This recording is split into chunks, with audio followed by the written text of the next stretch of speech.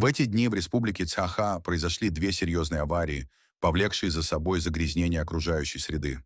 Разлив дизельного топлива на северной реке Яна и авария на трассе в Ленском-Улусе.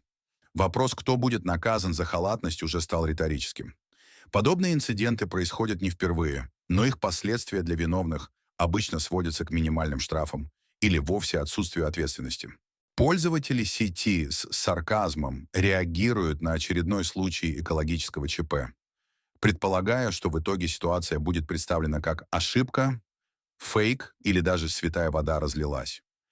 Этот юмор — реакция на хроническое отсутствие реальных мер по защите экологии и привлечению к ответственности тех, кто зарабатывает на природных ресурсах, но не несет ответственности за последствия. Однако ситуация с экологией отражает системную проблему. Отсутствие действенного контроля за промышленными и транспортными предприятиями. Безнаказанность бизнеса за ущерб окружающей среде. Недостаточное внимание к ликвидации последствий подобных аварий. Если власти и дальше будут действовать по привычной схеме, игнорируя реальные решения, то жители могут ожидать лишь новых аварий и новых благодарностей вместо наказаний.